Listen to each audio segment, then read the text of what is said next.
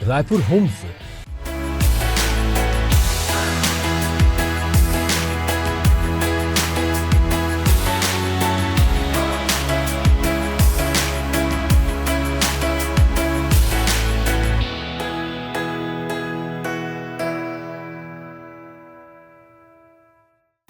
नमस्कार, आप देख रहे हैं हमारा ये खास कार्यक्रम हेल्थ इज़ वेल्थ। मैं हूं आपके साथ प्रथा शर्मा। तो एक बार फिर से हम हाजिर हैं आपके लिए एक नई हेल्थ रिलेटेड इशू को लेकर। आज हमारी टीम पहुंची हुई है रायपुर के श्री नारायणा हॉस्पिटल में, जहां पर हम मिलेंगे डॉक्टर सुनील खेमका जी से, जो कि हैं श्री नारायणा हॉस्पिटल के डायरेक्टर और MS ऑर्थो।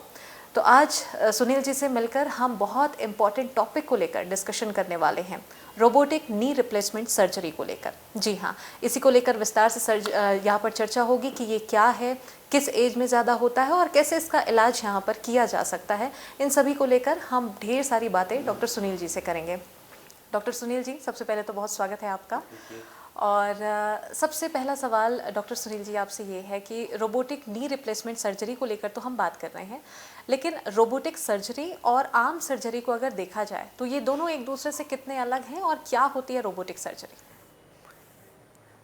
अभी तक जो है इतने सालों से कन्वेंशनल नी रिप्लेसमेंट हो रहा था।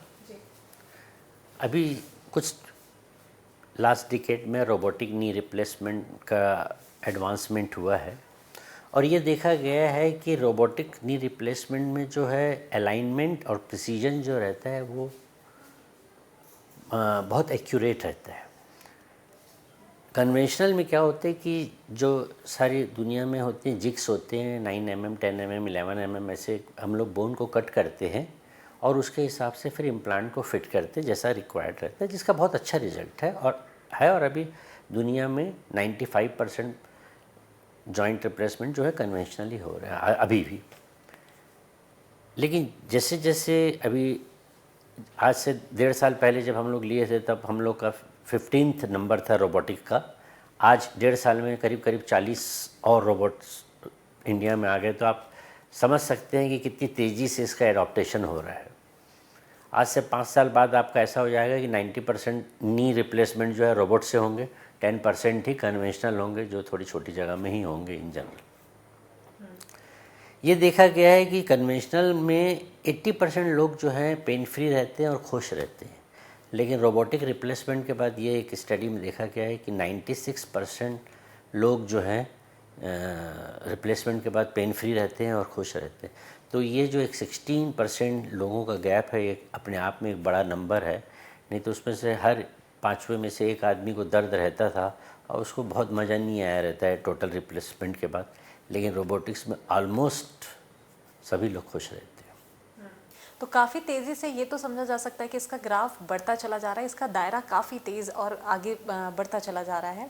अगर श्री नारायणा हॉस्पिटल की, आपके हॉस्पिटल की अगर बात करें सर, तो क्या कुछ और कैसी फैसिलिटीज़ यहाँ पर होती है पेशेंट्स के लिए? श्री नारायणा हॉस्पिटल जो एक मल्टी स्पेशलिटी हॉस्पिटल है जो 2011 जुलाई में हम लोगों ने स्टार्ट किया था। अभी लगभग 13 साल हो गए हैं।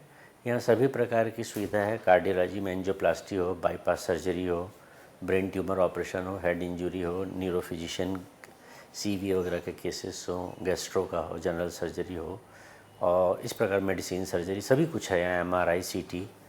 अभी हम लोग बहुत जल्दी जो है कैंसर के लिए भी नेक्स्ट 2 इयर्स में एक बहुत बड़ा मेगा प्रोजेक्ट लॉन्च कर रहे हैं। हॉस्पिटल के बाजू में ही लैंड अलॉट हुई गवर्नमेंट की तरफ से, उसमें जो है हम लोग का एक 250 bedded cancer hospital with other facilities आ रहा है, जिसमें लीवर और रीनल ट्रांसप्लांट वगैरह के लिए बहुत स्पेशल फैसिलिटीज़ हम लोग अवेलेबल करेंगे। एज सच ये हमारे यहाँ किडनी और लीवर ट्रांसप्लांट की फैसिलिटी ऑलरेडी है। श्री नारायणा हॉस्पिटल ही एक ऐसा हॉस्पिटल है सेंट्रल इंडिया में जहाँ पर ब्रेकियल प्लेक्सस इंजरी की सर्जरी होती है। ये नागपुर वगैरह कहीं नहीं होता, भोपाल, इंदौर कहीं नहीं होता ये सर्जरी। ये बहुत स्पेसिफिक सर्जरी है। हमारे यहाँ प्लास्टिक सर्जन है डॉक्टर नीरज पांडे, वो उसमें एक्सपर्ट हैं, तो वो इसके लिए करते हैं। कम से कम 15-20 केसेस लास्ट 2 इयर्स 3 इयर्स में वो कर चुके हैं, विथ काफ़ी अच्छे रिजल्ट्स आते हैं उसके। और Shri Narayan hospital because of him only हमारे यहाँ लिम्ब ट्रांसप्लांट की भी फैसिलिटी है। जिसमें कि यदि किसी का हाथ या पैर कुछ साल पहले कट गया हो और कोई अभी कैडेवरिक उसका अपना हाथ या पैर, जैसे लीवर और किडनी आँख लोग डोनेट करते, ऐसा दे तो उसका हाथ या पैर भी उसमें ट्रांसप्लांट किया जा सकता है। तो ये अपने आप में एक बहुत बड़ी फैसिलिटी है। उसी प्रकार स्पाइन में हमारे यहाँ Shri Narayan hospital is the only hospital where super specialized spine surgeon is available. तो काफ़ी नंबर है हमारे स्पाइन का। Soon we are going also for robotic spine surgery center in our hospital. चलिए, बिल्कुल। तो पेशेंट्स के हित को ध्यान में रखते हुए और उन्हें फैसिलिटी अच्छी देने के लिए और इसी उन्हें प्रोवाइड कराने के लिए बहुत सारी फैसिलिटीज़ यहाँ पर श्री नारायण हॉस्पिटल में तो दी जा रही हैं। चलिए, ये तो बात हो गई डॉक्टर सुनील जी फैसिलिटीज़ को लेकर। अब अगर हम अपने टॉपिक को लेकर अगर वापस से चर्चा करें रोबोटिक नी रिप्लेसमेंट सर्जरी को लेकर, तो क्या लगता है इससे लोग अब कितना एक्सेप्ट करने लगे हैं समय के साथ में, और ये कितना सक्सेसफुल होता है इसका रिजल्ट? लोग आजकल काफ़ी समझदार हो गए हैं और बोलो तो तुरंत तैयार रहते हैं और बहुत अच्छी एक्सेप्टेबिलिटी है। किसी प्रकार का रेयरली ही कभी कोई बॉदरेशन होता है जो कि समझाने से लोग समझ जाते हैं, अदरवाइज़ बहुत अच्छी एक्सेप्टेबिलिटी है। और इसके अगर रिकवरी रेट को लेकर अगर बात किया जाए, आपने बहुत अच्छा सवाल किया। रोबोटिक रिप्लेसमेंट के बाद अगर हम लोग एक नी रिप्लेस करते हैं तो पेशेंट को शाम को 6 घंटे बाद चला देते हैं, और यदि दोनों साइड का करते हैं तो नेक्स्ट डे चलाते हैं, क्योंकि थोड़ा सा ऑपरेशन नी रिप्लेसमेंट के बाद पेन होता है। रोबोटिक सर्जरी की ये ख़ास बात है, कन्वेंशनल में हम लोग 100 से बोन को कट करते हैं, अलाइन करते हैं। यहाँ पर मिलर रहता है जो धीरे विथ वाटर उसमें इंजेक्ट करते रहते हैं और बिल्कुल स्लो मील करता है, वो बहुत पाउडर फॉर्म में निकालता है, तो पेशेंट को पेन बहुत कम होता है। तो ये एक बहुत बड़ा एडवांटेज है रोबोटिक नी का कि इसके बाद पोस्ट ऑपरेटिवली पेन बहुत कम होता है पेशेंट को।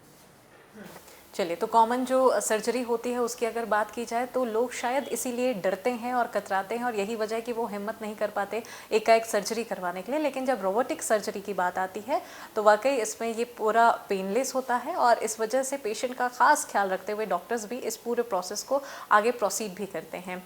ये तो बात हो गई, लेकिन अगर हम नी रिप्लेसमेंट सर्जरी की ही बात कर रहे हैं डॉक्टर सुनील जी, तो ये भी जानना आपसे ज़रूरी होगा कि घुटने की जो समस्या होती है वो आम तौर पर हर एज में देखी जाती है, और एक पर्टिकुलर एज के बाद अगर बात की जाए तो काफ़ी ज़्यादा ये समस्या समय के साथ साथ बढ़ती चली जाती है। कब ये मरीज़ को महसूस होता है, या कब आप मरीज़ों को सलाह देते हैं कि अब वो वक्त आ गया है जब उन्हें नी रिप्लेसमेंट की सर्जरी करनी होगी? वैसे तो बहुत प्रकार के आर्थराइटिस होते हैं। आर्थराइटिस मतलब जब जॉइंट समझ लीजिए, जो उसका अंदर सरफेस रहता है जिसको कार्टिलेज बोलते हैं, जब घस जाता है, इरोड हो जाता है और उसके कारण पेन होने लगता है, तो उसको अपन आर्थराइटिस बोलते हैं। यंग एज में यूजुअली जो है रिमेटॉइड आर्थराइटिस रहता है, जो महिलाओं में ज़्यादा कॉमन है। 20 साल के बाद जो है बहुत सारी लड़कियों को मल्टीपल जॉइंट्स में पेन होता है। कई लोगों को एक जॉइंट या दो में भी हो सकता है, पर यूजुअली हाथ में भी, पैर में, शोल्डर में, एंकल में होता है। तो ऐसे लोगों का घुटना जो है जल्दी ख़राब हो जाता है। हम लोगों ने ऐसे बहुत सारे यंग पेशेंट्स हैं 50 ईयर्स की एज में, जिनका दोनों हिप, दोनों नी, शोल्डर ये सब रिप्लेस किए, जो बेड रिडन थे 1.5 साल 2 साल तक, फिर अचानक उनके 4-5 जॉइंट चेंज होते हैं और वो वापस अपने जॉब पे चले जाते हैं। रही बात जो कॉमनली ऑस्टियोआर्थराइटिस होता है, जो एज के हिसाब से होता है, ये आफ्टर 45-50 ईयर्स के बाद धीरे धीरे धीरे घसना चालू होता है, और 60, 65, 70 ईयर्स में, कई लोग को और भी लेट 80, 85 में भी, यदि पेशेंट फिट हो, कार्डियक एक इशू मेन रहता है, कार्डियक प्रॉब्लम, अगर जनरल कंडीशन पेशेंट की ठीक हो, कार्डियक और लीवर वगैरह ठीक है, तो टोटल नी रिप्लेसमेंट किया जा सकता है। बहुत आज की डेट में माइनर टाइप की सर्जरी है, 30, 35, 40 मिनट लगता है और पेशेंट एकदम ठीक हो जाता है। आजकल की लाइफस्टाइल जो है वो बहुत भागदौड़ भरी हो गई है, हर किसी को खुद के लिए टाइम नहीं होता। यही वजह है कि मोटापा उन्हें बहुत जल्दी घेर लेता है। तो आप कितना रिस्पॉन्सिबल इसे मानते हैं, मोटापे को जोड़ों में दर्द में या हड्डी की समस्या को लेकर, या फिर हम मेनली जिस प्रकार से घुटने के दर्द को लेकर बात कर रहे हैं, तो इसके लिए मोटापा कितना जिम्मेदार है? बहुत ज़्यादा जिम्मेदार है, वेट का बहुत ज़्यादा महत्व है। यदि जैसी किसी को पेन शुरू होता है और ओवर वेट है, यदि आप 5, 10, 15 किलो वेट अपना कम करेंगे, आप फील करेंगे कि आपका दर्द एकदम गायब हो गया है। तो वेट कंट्रोल रखना बहुत अपने आप में एक बहुत ही ज़रूरी और अहम चीज़ है। मैं आपने ये सवाल उठाया तो मैं तो ये कहूँगा, यदि लोग 1-1.5 घंटा एक्सरसाइज करें, वेट रिड्यूस करें, अपना खाना पीना कंट्रोल करके रखें, तो शायद 50-60% चांस ऐसा है कि उनको डॉक्टर पास जाने की ज़रूरत ही नहीं पड़ेगी। जो बैक पेन और नी पेन, शोल्डर पेन, रोज़ नेक पेन होता रहता है, अगर एक्सरसाइज करते रहे आदमी तो बहुत कम ज़रूरत पड़ेगी एडवाइस लेने की। घुटनों को लेकर क्योंकि हम मुख्य रूप से बात कर रहे हैं, तो कई बार ऐसे मेजर एक्सीडेंटल केसेस भी होते हैं जिसमें घुटना पूरी तरह से डैमेज हो जाता है। ऐसे केसेस में आप क्या सलाह देते हैं और क्या कुछ और कैसा सिनारियो एक पेशेंट के पास हो सकता है? जब ऐसा फ्रैक्चर केसेस रहते हैं जिसमें कि घुटना पूरा डैमेज हो जाता है, तो उसमें आमतौर पे ऊपर में वुंड भी रहता है। तो ऐसे केसेस में अपने को ये देखना पड़ता है कि जितना पॉसिबल होता है नी को फर्स्ट स्टेज में इन जनरल रिप्लेसमेंट नहीं किया जा सकता कि आज एक्सीडेंट होकर आया और घुटना चूर हो गया और उसको रिप्लेस कर दे। ऐसा कभी इन जनरल होता नहीं है। उसको पहले सेटल किया जाता है।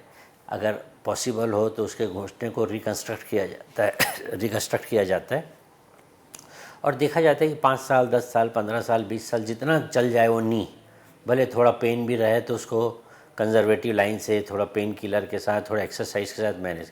फिर जब ऐसा हो जाए कि एकदम चलना फिरना, डेली रूटीन एक्टिविटी मुश्किल हो गई है, तब रिप्लेसमेंट किया जाता है। ऐसे फ्रैक्चर केसेस में ये देखना पड़ता है कि इन्फेक्शन ना हो, क्योंकि इस पेशेंट को वुंड रहता है तो इन्फेक्शन की पॉसिबिलिटी रहती है। तो इनमें स्पेशल केयर करना पड़ता है, एंटीबायोटिक्स ज़्यादा देना पड़ता है, क्लीनलीनेस ज़्यादा रखनी पड़ती है। रोबोटिक सर्जरी कॉमन सर्जरी से कितनी अलग है, ये तो हमने प्रोग्राम के शुरुआत में ही आपसे जान लिया था, लेकिन अगर इसके प्रोसीजर की बात करें तो ये कितना अलग है और क्या कुछ इसके प्रोसीजर होते हैं? इसमें जब पेशेंट पहले दिन एडमिट होते हैं तो उनकी एडमिशन के समय ही पूरी प्लानिंग की जाती है। पूरा उनका सीटी स्कैन, हिप, नी और एंकल का उनका स्पेशल सॉफ्टवेयर सीटी स्कैन में डलता है रोबोटिक के लिए, जो कि पूरा प्लानिंग करता है कि इनका कितना कहाँ पर से कितना कितना बोन जो है मील करना है। जैसे मैंने आपको बताया कि कन्वेंशनल में जिक्स होती हैं जिसमें हम लोग 1-1 मिलीमीटर के डिफरेंस में ही बोन को काट कर सकते हैं। इसमें ऐसा है 0.25 मिलीमीटर भी कट कर सकते हैं, 0.24 मिलीमीटर भी कर सकते हैं। तो वो कंप्यूटर और रोबोटिक्स के जो है वो एक तालमेल है और उसके हिसाब से वो पूरा सॉफ्टवेयर में उस सीटी स्कैन डाला जाता है, प्लानिंग हो जाती है, पहले ही पता चल जाता है क्या साइज़ का लगने वाला है, कहाँ की बोन कितनी कटेगी, और बाकी जो माइनर वो रहता है एडजस्टमेंट, वो एक्सपर्ट सर्जन लोग ऑन टेबल करते हैं। जी, एक सर्जरी के बाद उसके रिकवरी रेट को अगर लेकर बात करें डॉक्टर सुनील जी, तो कितना रिस्क होता है कि दोबारा ऐसी स्थिति ना निर्मित हो और उनके इस पूरे सर्जरी के सक्सेसफुल होने का रेशियो क्या कुछ हो सकता है?